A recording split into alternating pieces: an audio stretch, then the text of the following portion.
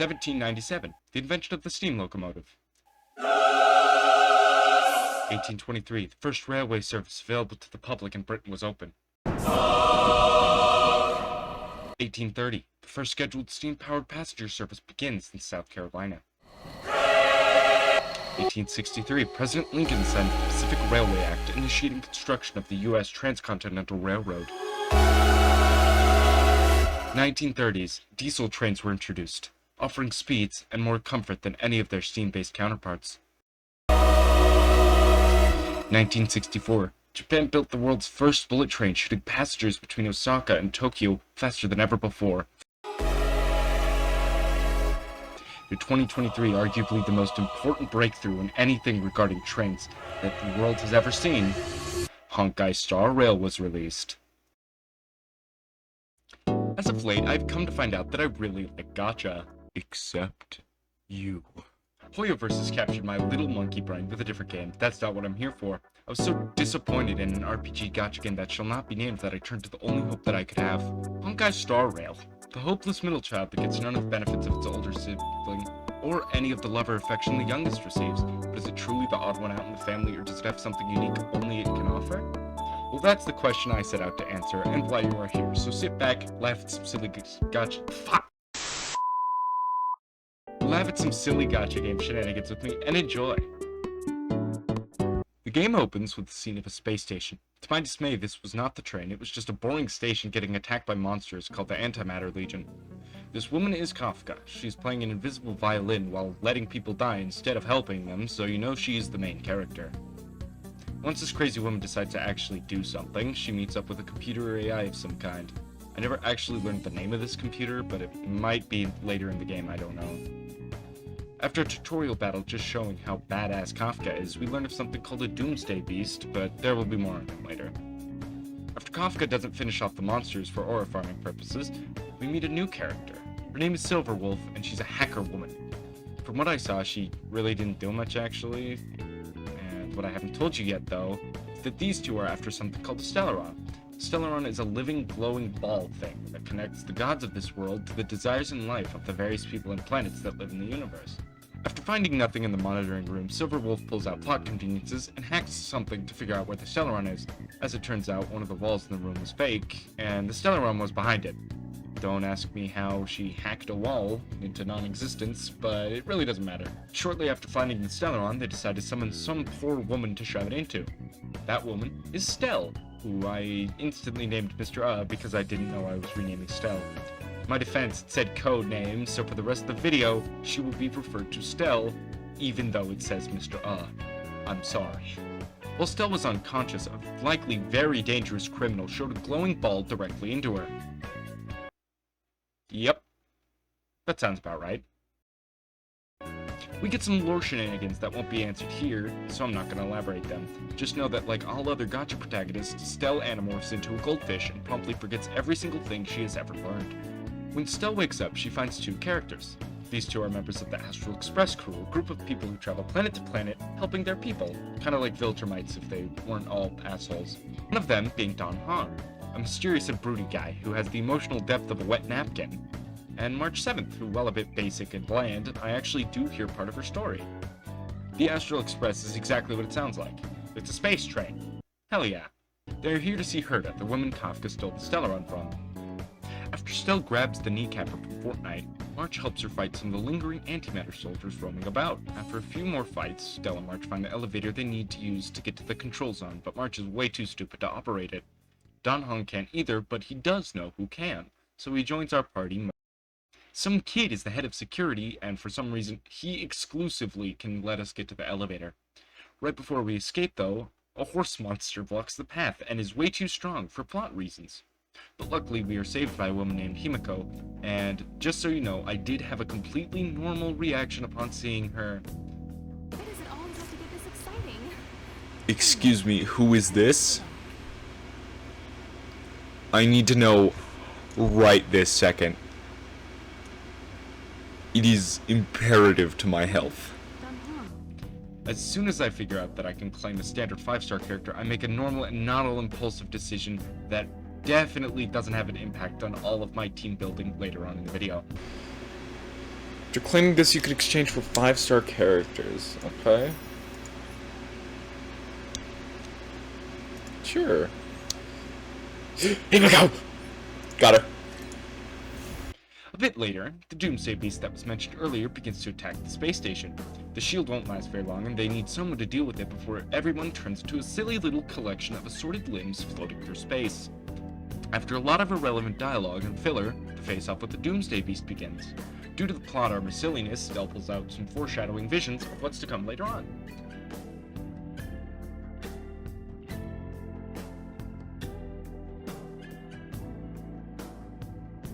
Now that we are finished with the first real boss fight, Stell is approached by some creepy puppet girl, and her name is Herda. She's the same Herda from earlier, and she cryptically tells Stell that she has a bomb in her chest, and shoves her into her little pocket universe. After a brief conversation with some gods, I actually pulled my first 5-star character. She comes in a little bit later, but she is on my team throughout most of the video, so you'll see a lot of her. Once we board the Astral Express, I meet one of my least favorite characters in recent memory. This is Pom Pom. He's annoying, he talks in the third person, and is just so puntable, I could just reach through the screen and...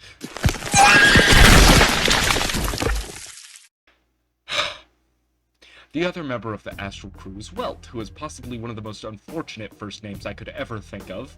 He isn't really relevant in this part of the story, but I'm sure he has a bigger part later. As the train prepares to set off to its next destination, March opens up a bit. We learn about why March is called March 7th. The reason being, she lost her memories just like Stell did, and was drifting through a block of ice in space. When she woke, she reached out to the first thing she recognized, and what it was the lights in the room where she woke up in. She didn't have a name, couldn't remember it, couldn't even remember where she was, so she was named the date she was found, that being March 7th. She talks about her desire to find out about her past. I really do like this interaction because it makes March feel a lot more like a character I want to root for and see win. After we get to our destination via sci-fi space warp, we find ourselves orbiting a planet called Eurilo 6. Our train has issues due to circumstances happening on the planet, meaning our short 7-day expedition to check up on the planet expanded indefinitely. That is until we can fix the problem causing issues on our train and the planet itself. Eurilo 6 is a snowy wasteland due to a Stellaron causing disasters. It's really beginning to seem like everything involving Stellarons won't end well for anybody. Shortly after landing on the planet, they begin searching for signs of civilization. But all they find is some silly crook hiding in the snow named Sampo. Sampo is definitely a highlight in terms of the characters I interacted with in my playthrough. His humor isn't for everyone, but I found his dialogue really funny.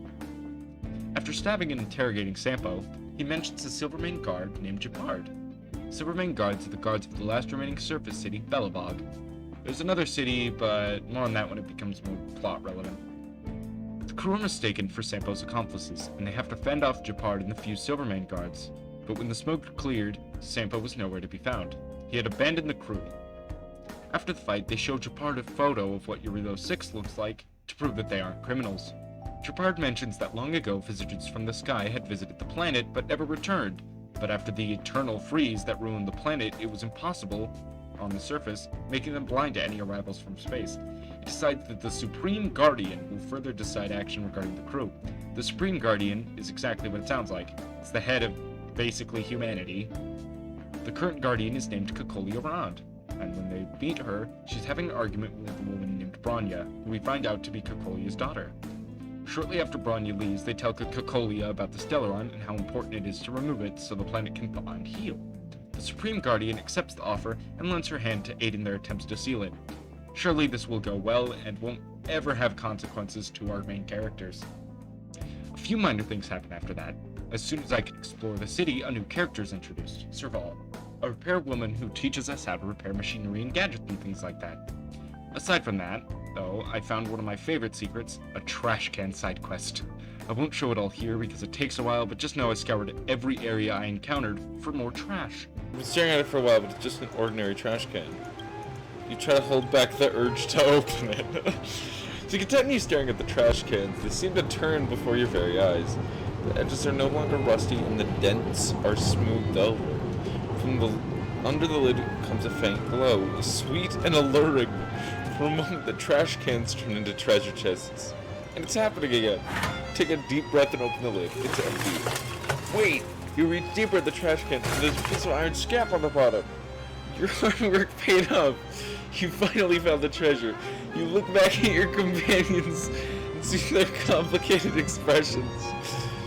You don't need to explain, I get it. That urge is too great for you to resist. There's no turning back once you've walked down this path.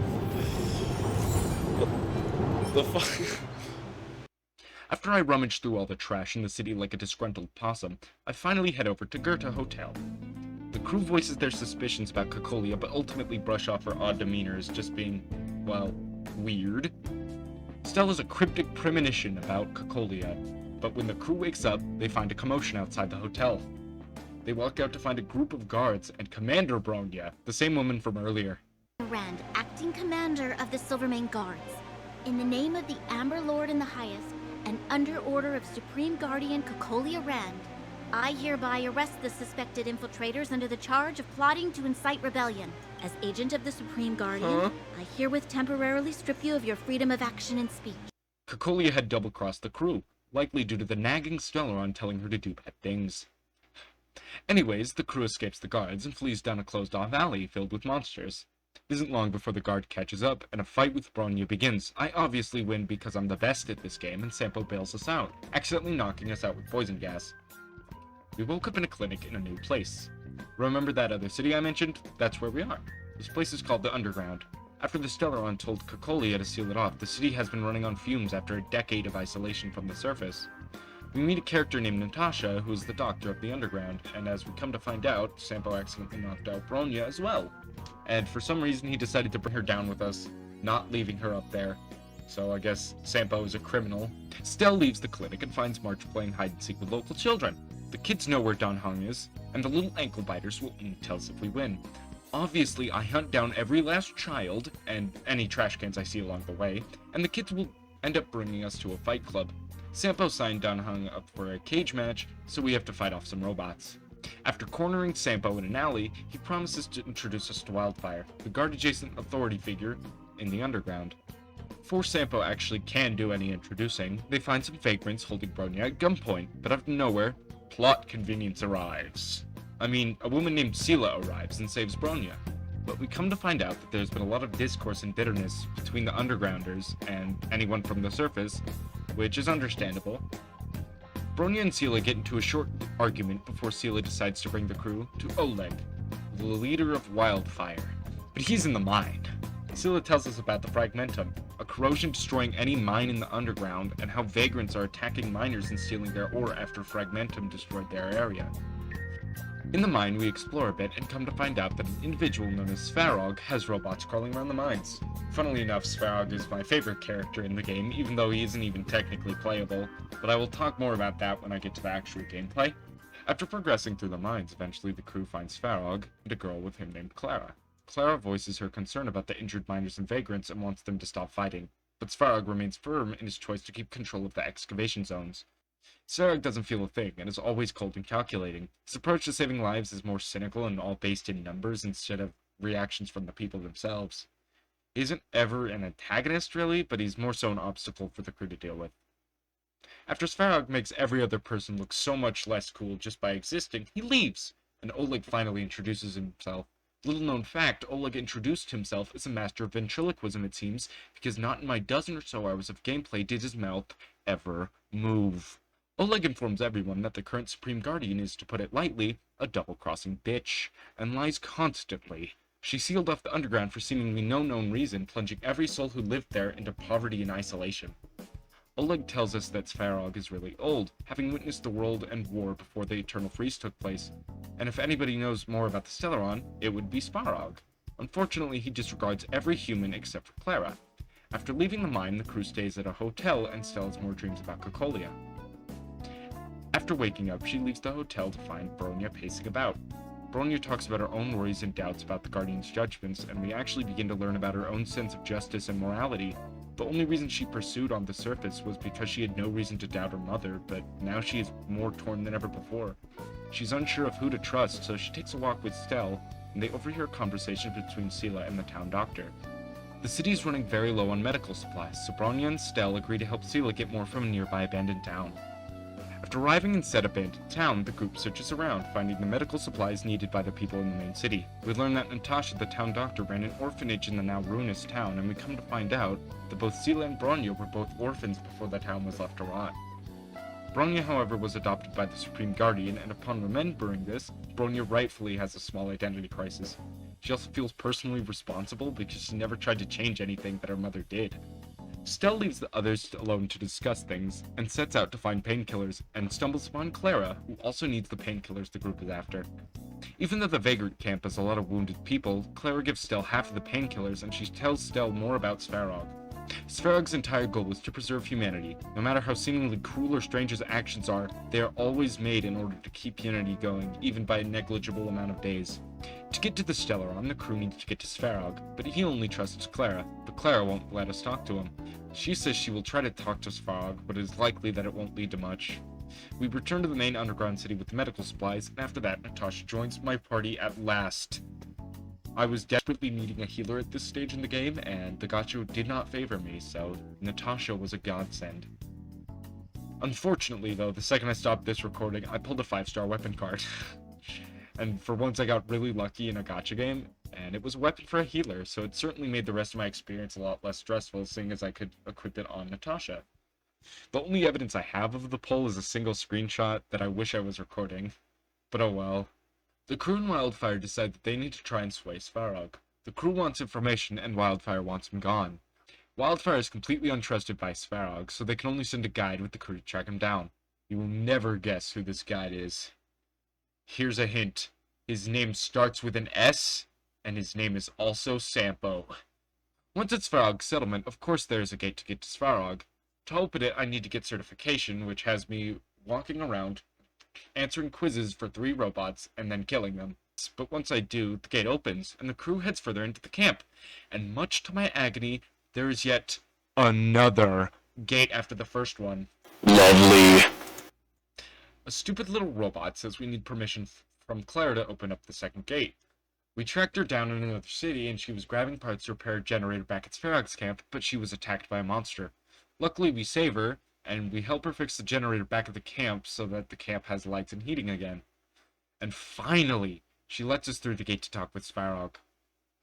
Svarog gives us a chance to talk, and the crew spends that time telling Svarog his calculations and plans suck eggs and are outdated. And Svarog gets a little bit upset, but decides to do something completely rational and takes his anger out on me.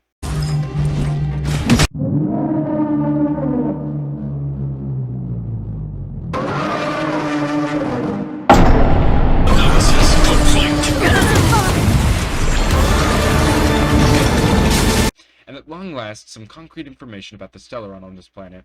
We get the information via a collection of logs from Svarog's memory. Turns out that generations ago, the Supreme Guardian of that time knew of the Stellaron and used it to cause the Eternal Freeze. We also see that for generations, researchers were desperately searching for a way to destroy it, but never could. It's a bit unclear if the Guardians were sabotaging the studies or not, but one of the logs has a young researcher protesting the fact that she has to bury evidence and findings, but they are told to believe in the Supreme Guardian over their own knowledge and understanding. The current Guardian Cocolia sent Svarog to the underground to bury the information he had recorded. I do believe that the Guardians were trying to suppress information about the Stellaron in some capacity for one reason or another. The fact that the researchers were told to hide valuable information about how to destroy it, or anything really, is pretty damning evidence against the Guardians. The evening after the whole Svarog situation, Bronya decides that she needs to confront the Guardian all by herself. Not in a fight or anything, just a family argument for some reason. To be honest, I don't really understand why, as a large amount of issues a bit later on would be avoided if the whole crew had just jumped the Guardian or some shit at once. But no! The following day, we get a letter from Bronya talking about how we should meet up with the Landau twins. The Landau twins are some characters we met earlier, being Serval and Japard, the repair lady and the head of the guard, respectively. The crew sets off to the surface, but as they do, we see Bronya confront Cocolia. Bronya tells Cocolia about what she did in the underground and asks if the Guardian knew about the Stellaron before. She rejects everything that her mother had done, and now Bronya knows that the Astral crew were telling the truth, and that they were going to be the only people who have the ability to contain the Stellaron. Cocolia responds completely rationally, like any kind and gentle mother would do when her daughter is very clearly in a bit of distress. Enough!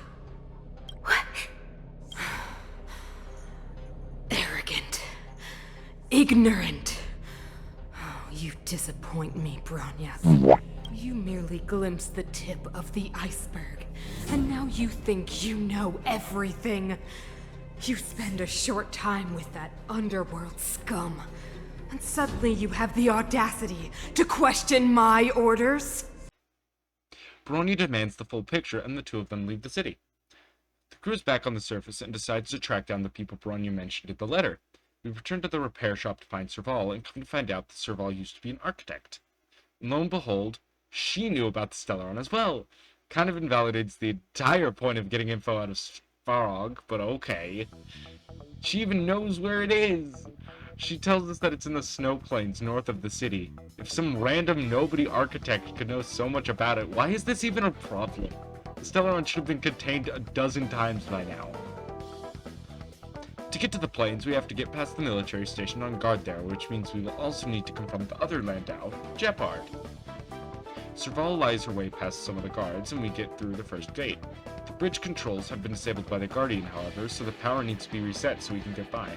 The man guarding the power hub tells us that we need to get the captain's encryption key.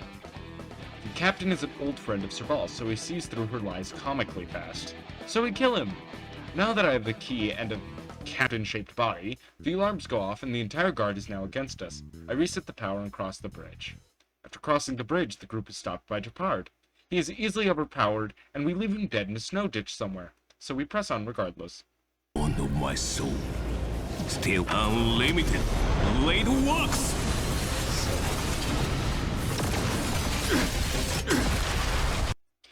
Past the annoyance of the guard and Jeopard, a much more annoying thing blocks our path. More gates. My favorite. Worst of all, there are 4 control panels that I have to find, each guarded by an elite enemy. What the fuck? After the misfortune of the gates is behind me, the crew presses on once again. While interacting with control panels, Stell keeps getting voices from the Stellaron and Cocolia. While we keep on the trail, there are these holograms left behind by Cocolia and Bronya to give us little lore snippets, and to nobody's surprise, the Guardian is a complete lunatic. She claims her actions were made in the name of preservation, but it's clear she's just being controlled by the Stellaron. And the biggest reveal of them all is that the Eternal Freeze came about not by the Stellaron. Well, technically it did cause it, but when the first Guardian almost lost her life in the war with the antimatter soldiers, she made a wish to the Stellaron, and it granted her wish by causing the entire planet to go into unending winter and freeze, causing the war to end and all the antimatter soldiers to die, but also screwing humanity over in the process. Approaching the summit of the Everwinter Hill, we find Cocolia and Bronya. They are beside the Stellaron. At the peak of both the story and the literal peak of the hill the Stellaron is hidden upon, Cocolia does her classic bad guy monologue, and Bronya decides to fight against the Guardian. And the fight begins. You must break the old to build the new. The Supreme Guardian commands you! Rise, engine of creation! It's one of the Architect's ancient machines! Watch out, all of you!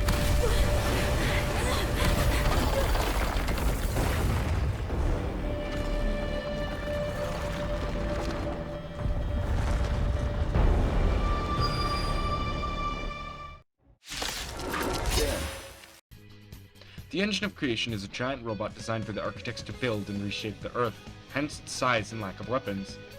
It is going to attack us before Himiko lands an orbital laser right on top of it, destroying one of its arms. This gives Stell a chance to climb up past the machine and to face Cocolia head on. Cocolia transforms into whatever the hell this is supposed to be, and to put it lightly, Stell does pretty good, all things considered.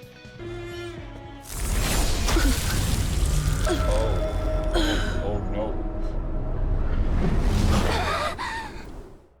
Stell is transported to some weird place where she unlocks a new power. No longer on the path of destruction, the will of preservation itself has made its choice. And with that choice having taken place, the true boss battle begins.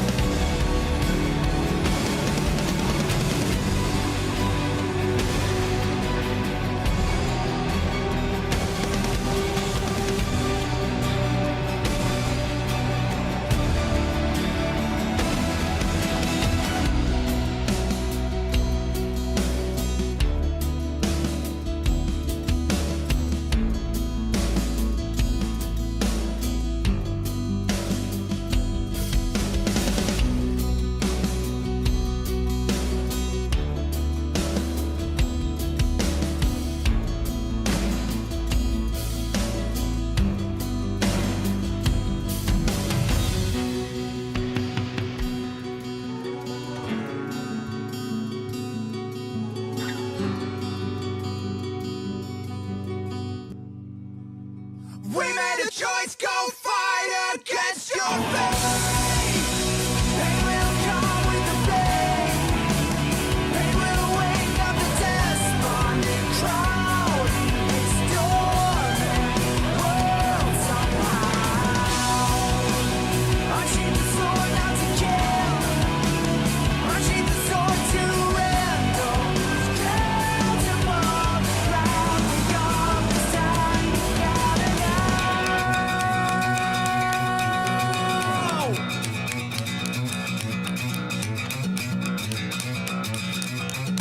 Forget about the rules written on wooden rock. There were changes of light. Find a way or get lost. We have no way to know where they are headed for. See a light from afar, just blaze through the door. And know it's right over there. Something isn't fair. Whatever is arriving will be prepared.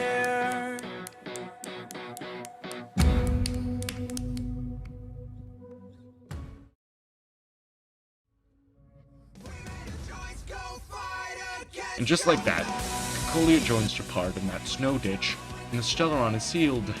That doesn't mean the job is done though. The Guardian having died leaves Bronya to deal with the fallout. You know how Cocolia was evil for lying to her people, suppressing valuable information, and intentionally deceiving the masses? Well, Bronya, in her infinite wisdom and newfound leadership, decides to do exactly that again. She decides that her mother's evil shouldn't be told to anyone, and she intentionally doesn't tell any of the citizens about it, instead spoon-feeding them what sounds pretty. May be for the better, but the story up to this point has been painting Cocolia as evil for her lies. Her final form in the boss battle is literally called the Mother of Deception. It seems super backwards to make this, like, new chapter in the history of this world be built on lies again. But ultimately, the day is saved, the underground is reconnected to the surface once more, and the civilians of both cities can now live in peace. And thus ends the first act of the story.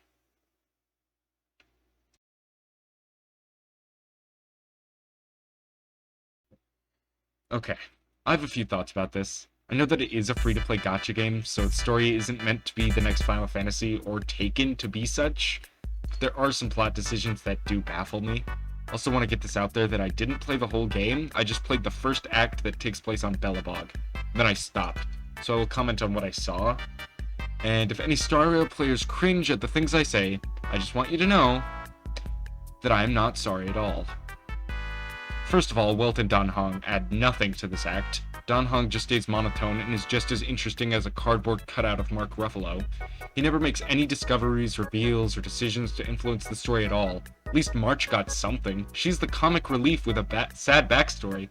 She's literally the puppy in a cardboard box sitting out in the rain, and I really like her for that, but Dan Hong is just empty. He isn't funny, he isn't cool, I know nothing about his story or his motivations, or why he's even on the crew in the first place. Seeing as this is the first act, one of the main characters that are going to be by your side the whole time, just not being fleshed out at all seems insane to me. And I can give Welt a pass in this regard. While like Dan Hong, he doesn't do much, his role in the first act isn't as like a friend to Stell. He is boring, but the game doesn't try to make him relevant. When Welt acts, he actually influences something, like when he convinces Himiko to help the crew in the final boss fight. He doesn't take up screen time, that makes him feel more impactful. I'm sure both Dan Hong and Welt become more relevant and fleshed out, like, in further chapters, but as a first act that shoehorns in so many characters that I have to remember the names of, the ones that I should forget the most shouldn't be the closest ones to the main character. Bronya and Sela were done pretty well in my opinion. The game doesn't force them to see eye to eye because realistically they shouldn't and wouldn't. The writing doesn't make them seem like buddies as soon as Bronya remembers she was from the underground. It doesn't try to make any of the actions of the surface better just because Bronya was an orphan in the underground. Sela is one of my favorites, and I did like most of the interactions between her and Bronya. Now on to Cocolia. I think as a basic villain, she did work. The first big bad of the game shouldn't be God himself or anything. You gotta start small to build weight of the story, so then you can work up to those things. But my issue is that it feels like Cocolia missed her own story quests. She is completely separate from the entire crew after they escape the guards, and she becomes relevant when they escape. She has no presence. We don't see her do bad things to make her feel like she should be feared or hated. The only bad things we see her do personally are her betrayal, and that's it. We learn of her bad things, sure, but she doesn't feel dangerous. Not once was I ever on the edge of my seat with this story, especially whenever Cocolia did make a guest appearance. And Cocolia could have been a lot better. Her final form is literally called the Mother of Deception. It could have been really cool to show Cocolia manipulating people or using her status as the Supreme Guardian to sway them into doing things that they wouldn't normally do otherwise. We are told that she is dangerous. We are told that she's, like, not to be taken lightly, but until the final battle, we are never shown. I guess the worst thing that we see her do is the memory log from Svarog, and the log shows her casting Svarog into the underground after failing to wipe his memory. But that's more of what I wanted from her, less cryptic ramblings and voices in her head, and more actions to make her feel like she has gravity as a villain. Now that the story's all finished, I want to briefly talk about the gameplay real quick. Combat in this game felt really nice, which surprised me.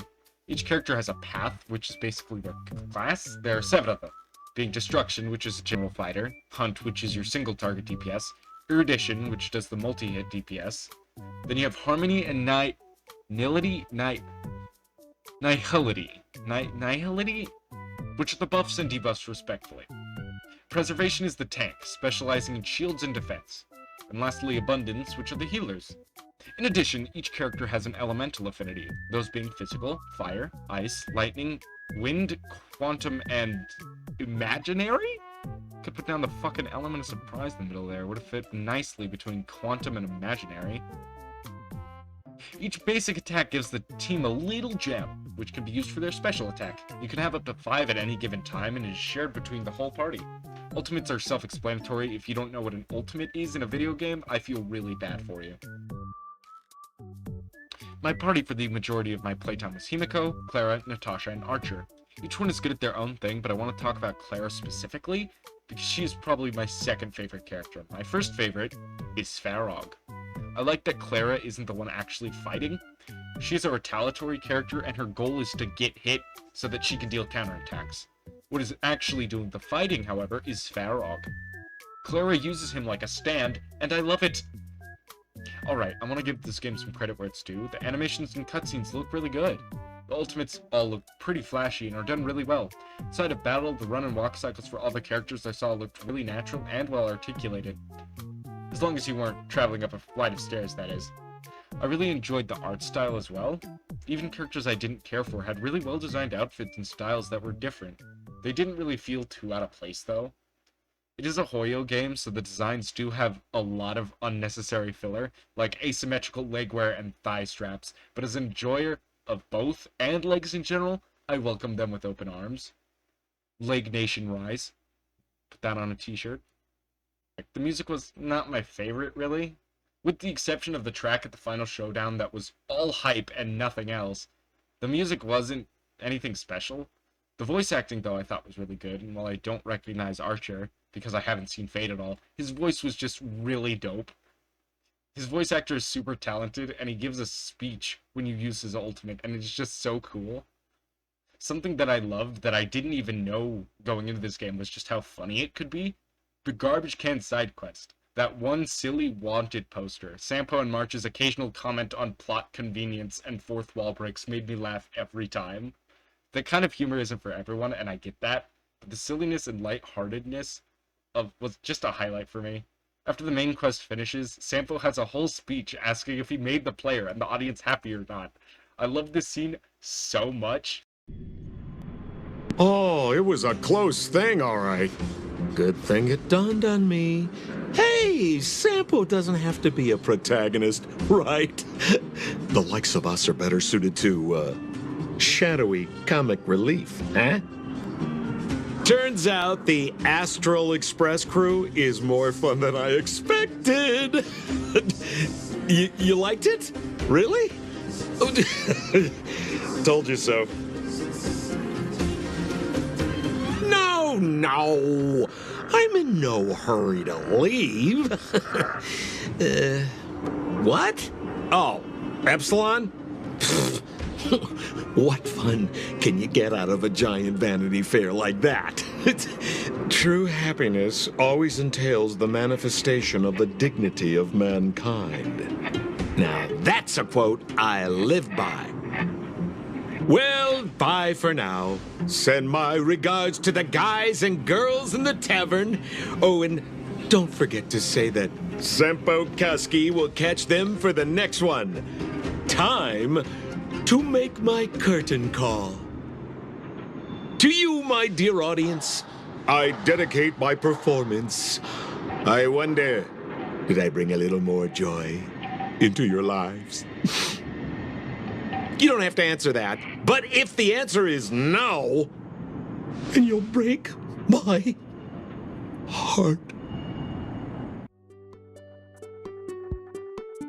I did have a lot of fun making this video, and I do plan to make a lot more like it. If you enjoyed it, please give me a little bit of, just a little subscribe. Just like Star Rail, it is completely free to experience and will make you very happy, I promise. Believe it or not, I'm not a mother of deception, so you can trust me completely. Probably. Anyway, that's all from me today, and I will talk to you later. Bye.